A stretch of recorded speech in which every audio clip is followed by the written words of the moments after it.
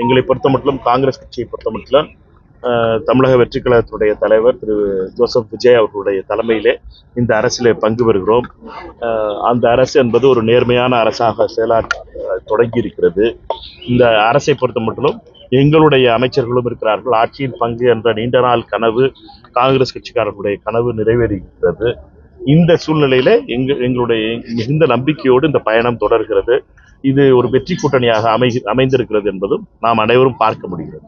மகாத்மா காந்தி தேசிய வேலை உறுதி திட்டம் என்பது அன்னை சோனியா காந்தி அவருடைய ஒரு கனவு திட்டம். அந்த திட்டத்தினுடைய நோக்கம் என்பது ஏழை மக்களுக்கு கிராமங்களிலேயே யாருக்கெல்லாம் வேலை தேவையோ அவர்களுக்கு 100 நாள் குறைந்தபட்சம் வேலை கொடுக்க வேண்டும் என்பது திட்டம். அந்த கிராமத்திலே அவர்களுக்கு வேலை வாய்ப்பு கொடுக்கணும். அந்த கிராமத்தை விட்டு அவங்க வெளியில போக வேண்டியதில்லை. இதுதான் திட்டத்தினுடைய நோக்கம். அதற்கு மத்திய அரசு 90% பணத்தையும் 10% பணம் மாநில அரசு கொடுத்துச்சு. இப்ப என்ன பண்ணியிருக்காரு மோடிஜி வந்து அந்த 90% 60% குறைச்சிருக்காரு. 60% தான் மத்திய அரசு கொடுக்கும். தமிழக அரசு 10% செலவுல இருந்து 40% செலவு கொடுக்கணும். இப்ப தமிழ்நாடு அரசுக்கு 5000 கோடி ரூபாய் கூடுதலா செலவாக போகுது. தமிழ்நாடு அரசு 2 தான் பண்ண முடியும். ஒண்ணு என்ன பண்ண முடியும், இந்த வேலையை நிப்பாட்டலாம். எதிர்கட்சிகள் சொல்றாப்புல இந்த வேலையை நிப்பாட்டலாம்.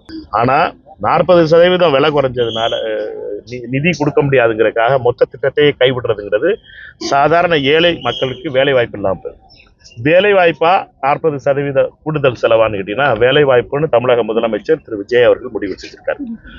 இது இந்த சூழ்நிலை அடிப்பட்டது. இந்த மத்திய அரசு மோடி செஞ்ச இந்த அநியாயத்தை எதிர்க்கிறோம்.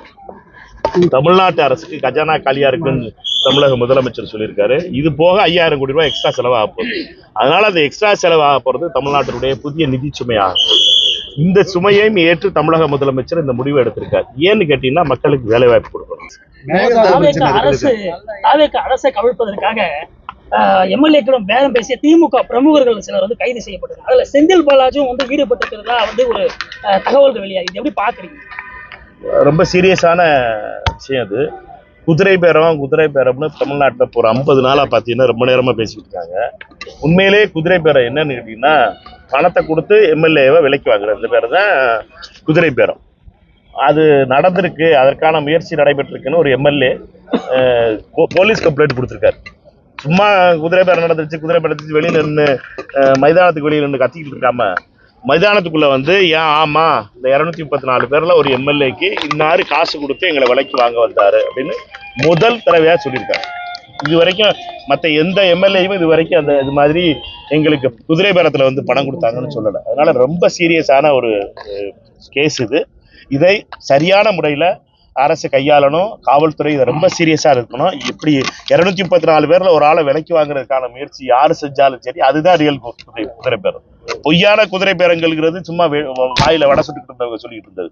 ஆனா முதல் முறையாக ஒரு குதிரை பேரம் நடந்திருக்குங்கிற ஒரு சீரியஸான கம்ப்ளைண்ட் வந்திருக்கு. அலிகேஷன் கிடையாது. அது வெறும் யாரோ ஒரு ஆள் வெளியில இருந்து குற்றச்சாட்டுல எம்எல்ஏக்கள் ஒருத்தர் வந்து எழுதி கொடுத்திருக்காரு. இது மாதிரி எந்தெந்த எம்எல்ஏக்களுக்கு இப்படி குதிரை பேரம் நடத்தப்பட்டதுங்கிறது வருங்காலத்துல பலரும் அதுக்கான தகவல் வரும் நம்புறேன். அப்படி வரும்போது இதுல யாரார சம்மந்தப்பட்டிருக்காங்கிறத ஒரு நேர்மையான விசாரணை செஞ்சு காவல்துறை உரிய நடவடிக்கை எடுக்க வேண்டும், சட்டத்துக்கு உட்பட்டு. இது வந்து உண்மையிலேயே மக்களுக்கு செய்கின்ற துரோகம். ஒருத்தர் ஒரு கட்சியை விட்டுட்டு போறதுங்கிறது, ரிசைன் பண்ணிட்டு இந்த கட்சி எதிர்காலம் இல்ல, இந்த கட்சியை வச்சுட்டு இந்த கடையில சரக்கு இல்ல அதனால அந்த கடையை விட்டுட்டு நான் போறேன், இந்த கட்சியை விட்டுட்டு போறேன்னு சொல்றது வேற மாற்று. ஆனா அங்க வந்து காசு கொடுத்து ஒரு ஆளை வந்து நீங்க தூக்கிட்டு போறதுக்கு முயற்சி செய்ய அப்படிங்கிறது வந்து ஏற்றுக்கொள்ள முடியாது. இதுதான் ரியல் குதிரை பேரம், இதுதான் ரியல் ஹார்ஸ் ட்ரேடிங். குதிரை பேரம் இருக்குல்ல சார், குதிரை பேரம் ஒரு பக்கம் தவறாக நம்ம சொன்னாலும் ஒரு கட்சியை உடைச்சி அதுல இருந்து சட்டமன்ற உறுப்பினர்கள் வந்து ராஜினாமா செய்து அந்த ஓட்டுப்பட்ட மக்களுக்கு ஒரு துரோகம் செய்யற மாதிரி இருக்குல்ல சார். அதுவும் மக்களோட வரிப்பணம் தானே சார் இதுவாகுது. 2 விஷயம்.